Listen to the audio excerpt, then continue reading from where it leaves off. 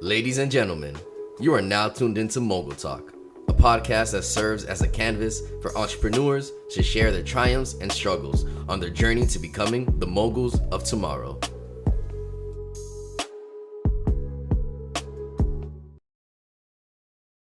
Ladies and gentlemen, thank you for joining us on yet another episode of Mogul Talk. We here at season 4, episode 4, and we're calling this one Pressure Makes Diamonds.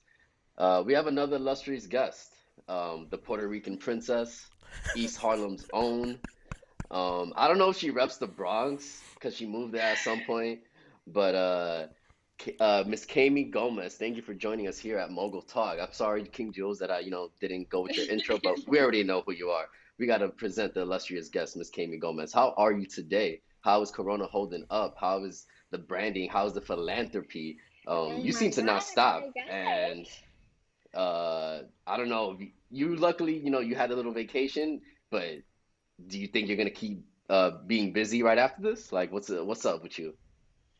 Oh my God. So, definitely with COVID and quarantine and just how the world is now, I think it's important to acknowledge that everybody has come to a stop at one point, Yeah, in their journey. Some people are still at a stop. And honestly, sometimes I feel like I'm still at a stop. Sometimes we could be our worst critic, and think that the things that we're doing, the small wins that we're having, aren't really taking us anywhere. So honestly, I've been trying to stay as busy as I can. Google Calendar is like my best friend. I'm like color coding with my planner, my stickers, and just trying to really continue to build myself and my brand from the ground up while working, just a regular 9 to 5. So it's been difficult to say the least, but I'm trying my best, like the rest of the world. Love the energy. I love the energy, and that's just a perfect indication that this episode is already off to a great start. So welcome, ladies and gentlemen. You already know the vibes. It was the kid Church giving the beautiful introduction, and I have Yes, no, thank you. I was listening to the episode with Drew Delion when I was editing, and he was just saying like, I need you to hire you guys for my introductions, and I'm pretty sure Kevin just knocks it out the park with everybody's introduction. Like, there's no doubt about it. too modest, too modest. Nah, I'm definitely not good as Kami because you're a host and I'm a host as well. But I bet you've done so much more events than I have. How is it? Do you change the when it comes to what specific type of event that you're doing? Like if it's a fashion show, do you have a different kind of script? Or like if it's a comedy show, do you think that you have to be funny? If it's just a music show, do you think that's easier because the artists you're introducing are, I don't know, they gotta perform, they gotta put the show themselves. So you're not that important in that aspect. But uh, how have you become the host that you are today? And how can you teach me to become a better host or have better introductions? Because the shit that I saw on your gram, like it is really impressive, and like the not the stories, but the highlights that you have for everything is extremely impressive. Especially most recently, like your digital drive. That's Yes. how I see that you kept yourself busy like during this time. Um, so I know that you haven't stopped, and it is pretty incredible. Like I know I'm asking so many questions, but No, with it's that fine. as I'm well, taking it all in. what drove you as well to, even put on a drive like that? That wasn't your first one. You had the toy drive. You hmm had also a backpack drive. But it really the themes of those is like you're focusing on the kids and I guess the kids of like who are underprivileged. What made you, what do you have a focus in that? Is that your only lane for philanthropy that you're trying to do, or is it anything, or you have no bounds? What's crazy is, I would say probably in like 2016, in like the fall of 2016, I went to an event in Connecticut, and I was being awarded the John Starks uh, scholarship. Yeah, I know John Starks. He's like a former NBA player. So I went to Connecticut, whatever, they interviewed me for that. And it's so crazy that I literally have a video saying, and one day I'll have the Kamey Gomez Foundation. And I started laughing. Oh, So it's just so crazy to me that literally in 2020, and just in 2021, ever since COVID and everything that's crazy that's been happening, that I was able to kind of manifest my first event under the Kamey Gomez Foundation, which was the digital drive, because I had been doing drives kind of just in previous years and different collaborations and just like in different capacities. But yeah, I'm super like happy and just grateful that I was able to manifest that this year. But honestly, I think what it is with like kids and just doing my drive and like philanthropy, I mean, I've always wanted to be a part of something like bigger than myself. You know, being a host and media personality, really your brand is you and your life and your personality. And so I definitely see myself in, you know, these kids that I'm helping serve, because when I was younger, you know, growing up in Harlem, I felt like I had really no way out. The internet was kind of my way out. Like I would YouTube how to do everything. I would try to teach myself as many things as possible. I always had like a love for entertainment. Like I would be in my bathroom making little commercials with my friends, or you know, just trying to be entertaining in some way, in some capacity. And so being able to kind of just climb my way out of that a little bit, and create a lane for myself, I think is something that I really want to inspire other kids to do and kind of give them the resources to do along the way. So it definitely touches me like each and every time, you know, and it makes me feel like, you know, when I want people to look at me and think of me and my legacy and my brand and what I'm about, I want them to see God. You know, I want them to see like his goodness and his favor that he's had on my Amen. life. So, you know, I definitely want to be a reflection of that. And honestly, in a world like so cruel, just with social media and Instagram, all the politics and all the bullshit, I want to be about something positive, you know. So doing the drives each and every time, like, is rewarding. And I think it definitely helps me find like purpose in myself and definitely purpose in the work. You know, you took me to church there. You know, Oh, I Lord. heard the words of Praise him. of Kanye West. Not there wasn't Kanye West. There was no It's malice. He was my like little church dance over when here. he was like, they give you Rafe talk, I give you faith talk. Like that line literally just like came straight to mind. No, but in honest truth, you know, like if you're listening to this right now and you're watching, shout out to the people on YouTube. Um, you can clearly see just on just how the conversation started, you know, the type of woman that you are and the type of person that you want to reflect in the things, to show the type of person you are and the things that you do and how you do them, right? And you know, as we talk, right, you threw out a lot of stuff, right? Kevin, you know, mentioned the hosting and the scholarships, and there's a lot to really unpack there. And so to give some context for the people who are not familiar with the Kamey Gomez brand and who Kamey Gomez is, because I think it's you know, I think the main reason why I wanted you to come on the podcast because it's a really unbelievable story, right? You know, you wrote this short bio, but just from an outsider looking in, you know, I can tell you what I've been able to see. So, you know, just given the bio, Kamey Gomez is a host and a media personality from Harlem. She has transformed negative experiences into the stories of inspiration through entertainment. She's hosted live events throughout the tri-state area, from Yale University to Facebook's HQ. She has a passion for collecting stories and sharing her own testimony, and she's interviewed celebrities such as Charlamagne the God. Kevin loves that one because Charlamagne is his favorite person. Derek Luke, Rotimi, and Sony Digital, and that is just the on the smaller scale of the things that we've done. I think the thing that blew my mind, and you know, that was when we first connected. Yo, Kamey graduated in 3 years from Syracuse, like 3 years out the gate. I don't know many people 2019. that graduated in Thank you. 3 years, you know, from a college, and all while, and I think, you know, the testimony that you have, right?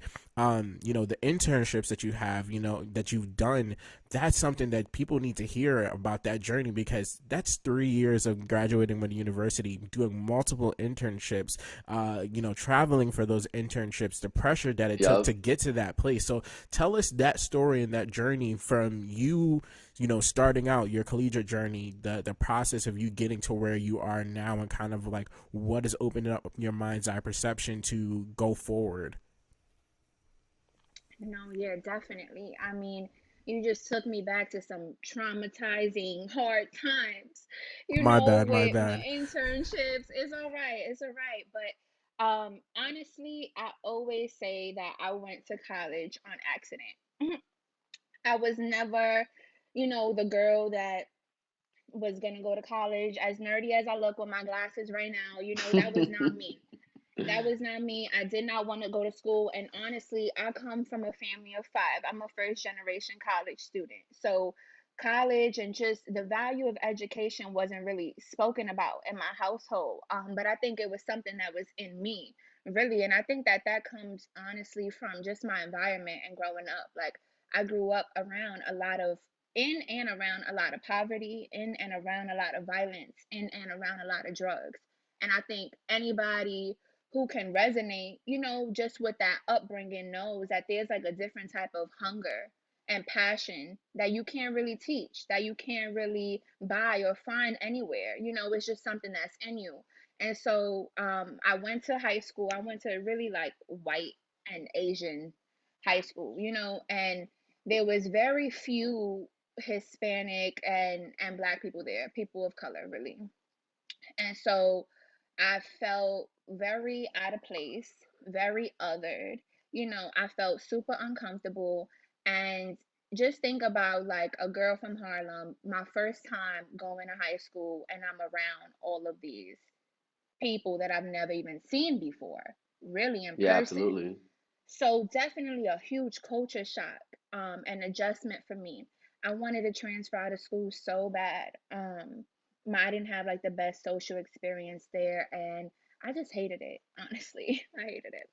But I ended up staying there. There was a organization called the Future Project that changed my life, and honestly, I'm like forever indebted to them because just the way that they helped shape my mind and my career and my life was crazy. Pretty much, they were in different schools, high schools around the country. There would be a dream director there that would kind of assist the students on developing a passion project for yourself, for your community, or for your world, whatever world you lived in. And so I think that was kind of when I started building the skills of taking like an idea and making it into a tangible thing.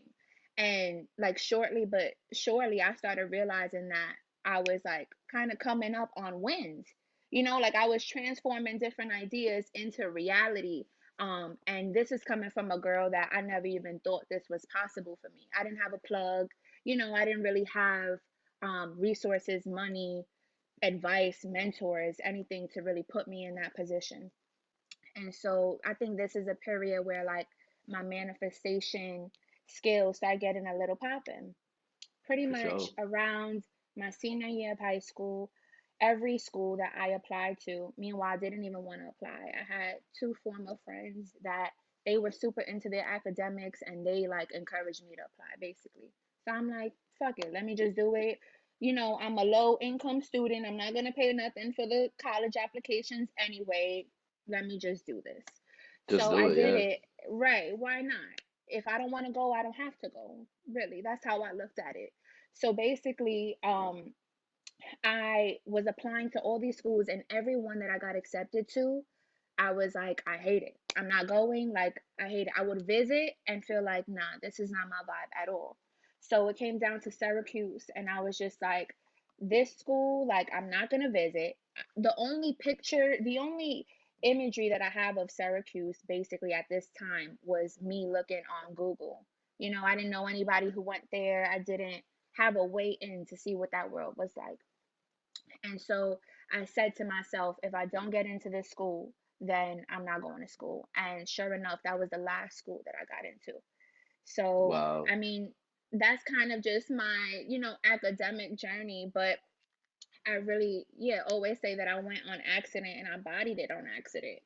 So, not to toot my own horn, but I think really what allowed me to graduate so early and have a lot of different experiences that not I wouldn't say aren't the norm because I definitely believe there's other people that have done what I've done, but it's not really traditional. I didn't have a traditional college experience. And so I think the way I was able to do that really started from me just kind of preparing my finessing and manifestation and time management skills in high school.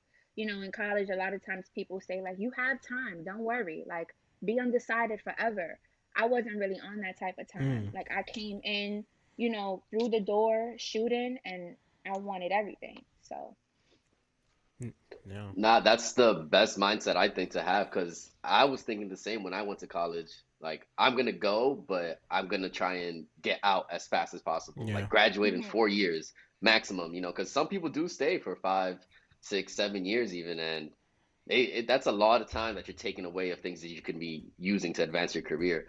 I would right. argue that your first time actually like doing something wasn't in like high school because in fifth grade you also set up the trip to DC to see Obama, right? Like to see the inauguration. Was that what it was? Yo, my And son did so his Thank even back you. then, research. even back Yo, I love then, it. you were setting stuff up and you did it yourself. Reset. So back then you've been putting things on for everyone else to feel joy. And so do you think that I guess the circumstances that you had in terms of having to use your bathroom as your office because all of your brothers were using your bedroom. Like if you never went through that, would you have been here today? If you never got evicted from East Harlem going to the Bronx, would that have happened? And if that's the case, and the same thing would have happened, is there anything you would have done different in terms of helping your media career? Because that definitely helped going through all that, making the skits, doing your poetry tour. Right. But if you never did that, do you think you still would have manifested what you're doing today, and what other steps maybe would have occurred? Or is it just faith? Like this happened the way it happened I as love it your did, and there was research, no bro. other I need another you to dig chance. up I love everything on it. me so I know who I am. Okay. I need to Don't find out slip. I what's got the out there info. about me on the internet, first of all, because you brought me back to me in fifth grade, first of all, me in the bathroom. Like, you took us there without even realizing, like, yeah. Nah, But, yeah, it's crazy what you can find out there. right. But I mean, hmm, that's a lot. I mean, honestly, I agree with you. I think that things for me, started being in motion way before high school. Although I felt like I didn't have as many resources, I guess, as I wanted at the time. But to answer your question, I think that, like, it is kind of fate in a way. I think that the way that my life has just kind of turned out and everything that has happened up until this point was definitely meant to be. Like, I'm a big believer in that. In terms of like me being in fifth grade and stuff, I just want to clarify that story because I wish I was at Obama's inauguration, Oh my but gosh. I wasn't. Nah, so in fifth grade, I guess this was kind of the first time Oh, I Washington realized, like, the D.C. Yeah. yes, but it was like, this is the time where I realized the power of possibility, right? So Mm. my whole class, they wanted to go to medieval times for our like senior trip. And I wasn't really jacking that. I'm like, medieval times, that's trash. I don't want to go there. So I created a whole petition, got all the fifth grade classes to sign it. I wrote a letter and I brought it to the principal. And this was the year that Obama got elected as president. So, everybody is just going crazy over Obama. And so this was a big moment for me too as a little girl. And the petition basically said, I think that we should try to get a tour of the White House in Washington, D.C. And I guess my principal was on some like, not a bad idea. And so I ended up writing Obama a letter. I remember I put a picture of me at the bottom of the letter, mad ratchet, a picture of me. I edited that shit on Photo Bucket. Photo Bucket, shout out to OG. you. You a real one. You really been on the internet for mad long if you know about Photo Bucket, Seriously. Luna Pic, Uvu. Like, don't even take me there. Ooh. But Ooh, oh Okay. man. That was Even right, me and okay, Kevin in A, high right. school, bro. That's Tumblr. crazy. Right. So you a old head, you a real one if you know about those sites. I edited it on Photo Bucket. I sent Obama this letter, and I was just kind of like, why not? This is me really shooting my shot. Bro, Obama writes me back. I swear to God, Oh Obama writes me snap. back. I got a letter. They sent it to my school. I still have it. My mom has it. It's in her house. It's a small, like, beige envelope. It got the White House official envelope with the stamp. I'm like, ah. So in the letter is a small, like, encouraged note and Obama signature at the end. So I remember my teacher, she made me read this letter in front of the whole class, and pretty much had the whole class write Obama a letter. Obama didn't write none of them back, but this is Nobody. this is how I knew, They was mad. They you definitely know, was mad. this is how I knew that, like, God had some favor over my life, because this is not normal. Like, what the fuck is Obama writing me back for? This Mm. young Spanish girl from Harlem. But I think it was in that moment, honestly, I say that to say that it really built my confidence to start, like, dreaming crazy and to start doing crazy shit, honestly. Things that I wasn't even qualified for, or things that I thought, I'm probably not going to get that. Like, I had a short story that I wrote about, like, a violent experience that I had. It was published in this magazine when I was in eighth grade. And this was for a writing class, that I just had for eighth grade. And this is me creatively expressing myself as a young girl, just living through this world and trying to make sense of it.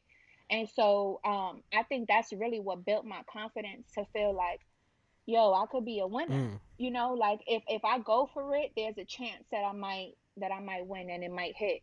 And so I think that's also kind of what just put the battery in my back in high school to do everything I did there, and then of course in college and after that. But yeah, I hope that answered your question. No, I think you did, and I think you touch on a really important point about the power of possibilities, and you talk about manifesting.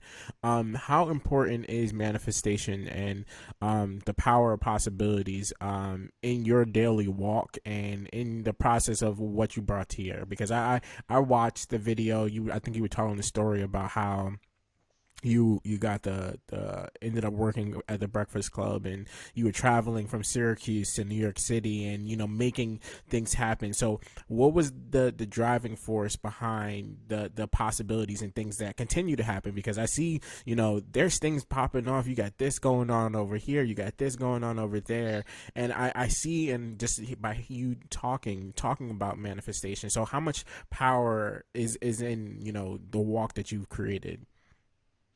Oh my God. I honestly think that manifestation is one of my skill sets. And I think that it's a muscle that everybody has to exercise and utilize for sure.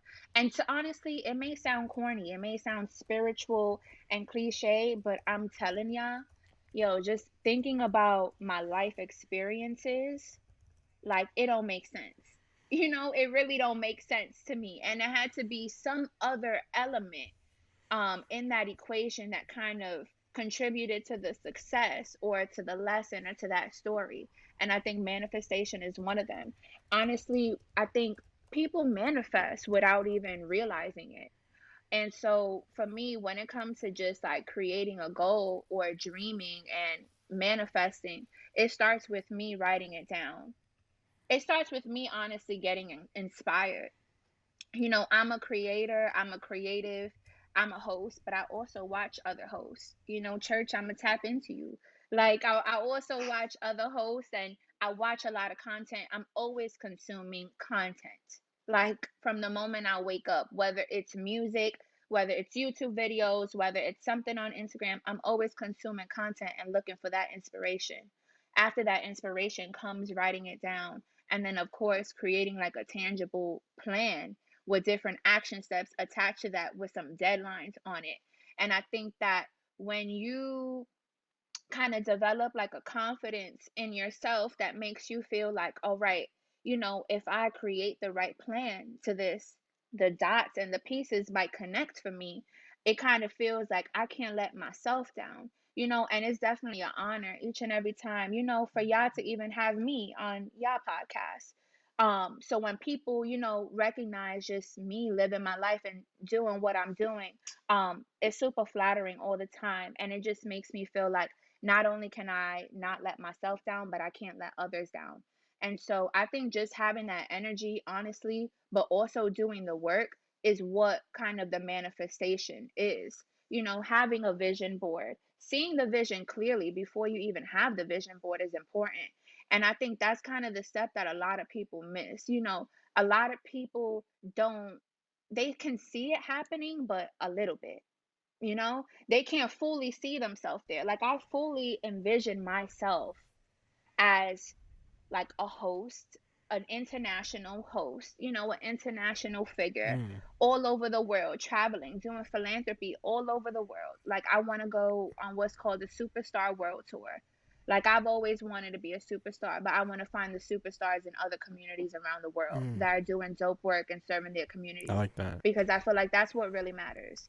But um I definitely think that, really envisioning yourself the way that you want to, and your ideal dream, your biggest dream, is kind of where that starts. And I hate that it sounds cliche, but real ones who have practiced this, y'all already know. And if y'all haven't been practicing it, y'all need to tap in, watch some manifestation videos, I don't know, and raise that vibration, because it is real. Mm, Absolutely. No, I completely agree. If you can think it, it can be created. And that's something that, Charlemagne the God, who you've interviewed, that's one of his like philosophies. If you could think it, you can create it. Definitely. Um, One thing that I want to just piggyback is what you said in the beginning is that when you do your work, you want people to see God in front of them. I mean, God did create us in his image, and when he created us, he also put like just smaller gods on earth. And I think you're accurate when you're saying that when you are putting in that work, you truly are just using the teachings of God. And that is completely beautiful because I think that is what will make the most impact. If you can just change one life or a second life or a third life or hundreds of lives, that is what will eventually keep you alive in terms of, because I believe that you have two deaths, like when you die for real, but then when your name is said last. And so Mm, that's how you will build, continue to for your right. name to be out there, for the Kamey brand to just continue to build itself. With Corona though, how have you pivoted in terms of, because now there aren't as many events. Content is king, so I do like that you brought that up. We all are consuming. We're the consuming generation because I'm doing the same exact thing. I'm on YouTube at all times. And Hmm. so content is king. Have you had to create more content for your YouTube channel, or do more interviews, or how have you pivoted during this time, or is it just focusing on your 9 to 5 while having the philanthropy thing? So it's a couple of things. I think the first thing is that I went through like a unique transition just in my life and in my career because of COVID, and just because of life in general. And so I think I really took some time to like prioritize my mental health, mm, and just kind of Excellent. reevaluate, go back to the drawing board and reevaluate how I even want to pivot, and do I even want to pivot, or do I want to just pick back up when the world's back to normal, whatever the case is. mm, Yeah. So, before, even speaking with you guys, I just got off the phone with my therapist. And so, I'm a big advocate for mental health, and I think that my creativity, and my work doesn't show the true reflection of me if I'm not a true reflection of me, mm. if I'm not, mentally me, um, in the most authentic, healthy way. And so I've been prioritizing my mental health. I've also been, I mean, just having a 9 to 5 now, it adds a lot into the mix. It adds a lot into the mix for sure, and it makes it harder to pivot. So I don't want people, Yeah. whoever's listening to this, think that you have to pivot and it has to be right now. And if you don't, then your time is up, because honestly, there's no rush. Whether COVID is over tomorrow or COVID is over 2 years from now, there's still no rush. And I'd rather move with intention and purpose than just popcorn content out on Instagram to make people feel like I'm doing something. And so, I do still put out content. That's something that I'm always going to do. Regardless if it's 3 times a week, once a week, or once every 2 weeks. I'm a creator naturally in my core. I'm a creative. And so I don't feel like myself when I'm not creating. And so for me, just pivoting honestly right now looks like prioritizing me. Um, Setting up, a plan for how I want to move forward, but also still just creating whatever I want to create. I think before, honestly, I was really concerned with like, all right, who am I going to interview? What is this YouTube video going to be about? How is it going to play into my brand? Like, kind of calculating all the steps. I think right now I'm at a place where it's like I'm putting out whatever I want to put out. Like I'm creating for me and then I'll share if I feel like it. um yeah, I don't think I'm in a rush at all, and I encourage anybody who's listening, because I know for sure I felt like there was a point where I was overthinking on my posts, and I was overthinking social media, and I didn't feel happy on there. I didn't feel like this is my passion, or this feels good. It didn't feel right. And so do whatever makes y'all feel good. Fuck Instagram. Instagram is not the work. The work is the work.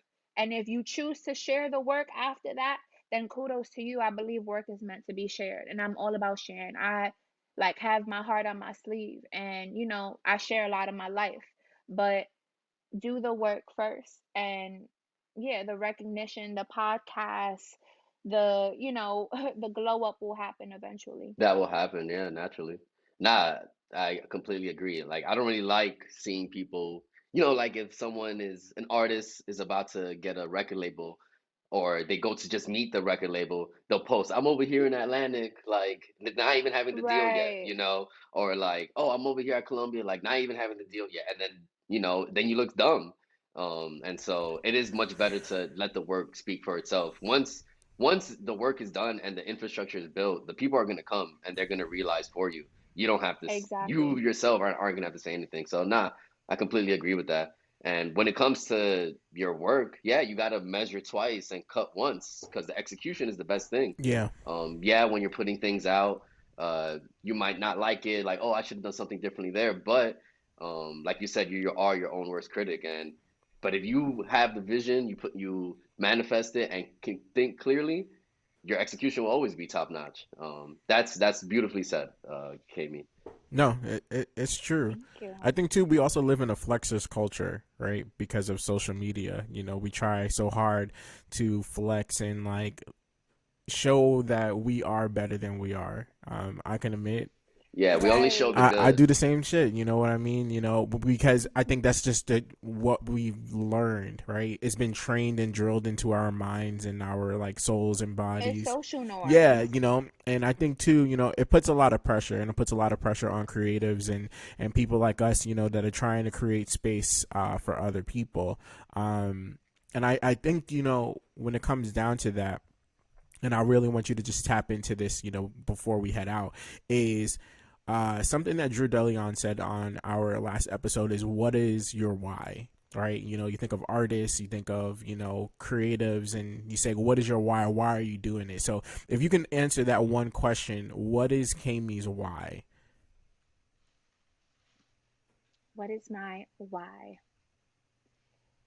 Honestly, I think my why is to like inspire people to live lives that other people have deemed impossible. Mm, I'm such a big just advocate on anything is possible.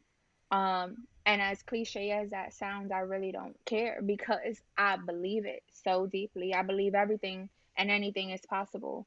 And so I think my why really is just to continue to inspire people, to be creative, to create, to do whatever makes them happy, and really to share their testimony in the way that I've been able to share mine and share the stories of others. The reason why I love interviewing people is because I collect that story from them. And there's a vulnerability and an intimacy there that allows the story to be shared that can impact and inspire so many other people. I'm like grateful enough, that my story has impacted and inspired so many mm-hmm. people. And so that's kind of really my message. Everybody has a testimony. And if my testimony is able, to glorify God, then that's really what I'm here for. I think that's my why. Definitely. I think your why always has to be about the impact that you leave. And I think if I die tomorrow, God forbid, I will want people to remember me as that person who went for absolutely and anything that they wanted to do. Um, so yeah, I hope to be a symbol of hope and positivity and inspiration and light, more importantly, um, in a world and in a culture really that needs it. Hmm. Deep, deep, deep. Beautifully said, beautifully said. Thank you, Nah, thank to you. be that light, to be that light, like we all want to be that, and I'd really like that you are, uh, showing that mental health does need to be worked on. Like it is a muscle, much like our biceps, much like our chest.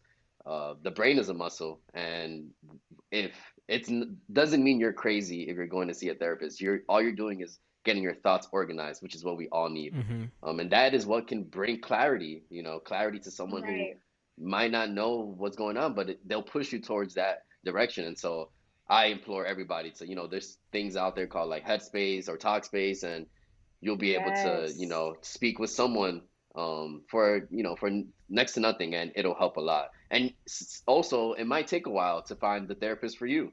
Not everybody has the best match. So if you're with the first person, it might not be the best person, but ask for someone else, and you'll get there. Right. What is this episode called? Pressure under Pressure diamonds? makes Diamonds under pressure pressure? makes diamonds. Pressure makes Pressure diamonds. makes diamonds. That's lit too. But honestly, if you think about it, if pressure makes diamonds, you know, there's gonna be a therapist in there along the way. If that pressure is Yep. constantly being applied, the diamond can't shine without support and without Mm. help. So definitely this is not sponsored. Y'all need to download 10% happier. And also Headspace. Those have been two meditation apps that have really changed the game for me. And yeah, to any and all creatives, if y'all feel stuck, if y'all feel depressed, if y'all feel unsupported, tap into you. I'm telling you, your greatest creations they're gonna come from within. So tap into that. So, Headspace and 10% happier. Run my sis a Yes. check, okay? Because she gave y'all a free Right. 99 promotion. I don't care if y'all don't even give her a check. Give her a free discount for a monthly or yearly subscription Send me a because, promo code yeah, so I send could her a be on promo code. Instagram. Use my code. Exactly. Show them the work, right? Oh Right. man, no, this has honestly been so great. First off, I want to say, Kamey, thank you so much for joining the podcast. It's really been a breath of fresh air. I think it's really important that you got the opportunity to share your story with a different audience and for our audience to hear something inspirational. I think the purpose of our platform is to give budding entrepreneurs and moguls of tomorrow the opportunity to share their triumphs and trials because a lot of times in the industry and just the world today, we don't get an opportunity to share that dialogue, right? You're networking with people on LinkedIn, but to hear somebody just genuinely talk about it, it's much different. So I want to say thank you for that. I'm just going to give you the opportunity before we head out to plug yourself, say what you need to say, tell them your socials, your business page, you want to tell them that you're going to go get a manicure next weekend type of situation. Like tell the people what they need to hear and what they need to know about you before we head out. All right. So all I'm gonna say is that it's up and it's motherfucking stuck. All right. Okay. It's up and it's stuck, in the words of Cardi B. I mean, I'm excited. As much as I've been prioritizing myself and my mental health, I have a lot of dope things coming. So I want you guys to tap in and follow me at Kamey Gomez. Also, if you love philanthropy, if you're interested in giving back, if you even want to just talk about, how do you create a drive, hit me up at Kamey Gomez. And of course, subscribe to my YouTube channel, which is the link is in my bio on my Instagram page. But yeah, I hope you guys enjoyed it. Church and Jules, thank you guys so much for having me. Like I said, like y'all said, this conversation was super inspiring and insightful, even for me. So this was dope. And yeah, Awesome. thank y'all. Awesome. Beautiful, beautiful. So thank you guys for listening. We'll be back with another episode soon. Check Kami out. I go by the name of Church. You can find me at No Church in the City. And I go by the name King Jules. You can find me at I am King Jules. You can definitely follow us on Twitter at Mogul Talk Pod, Instagram at Mogul Talk Podcast, and you check us out on the Anchor.fm app. But once again, thank you guys for listening. Much love, peace, and joy to you all. Until next time. Peace. Follow us on Instagram at Mogul Talk Podcast and on Twitter at Mogul Talk Pod. Be sure to find us anywhere you listen to podcasts, whether it's Spotify, Apple Podcasts, Google Podcasts, Anchor.fm, or Stitcher. Look us up in your search tab by typing in Mogul Talk.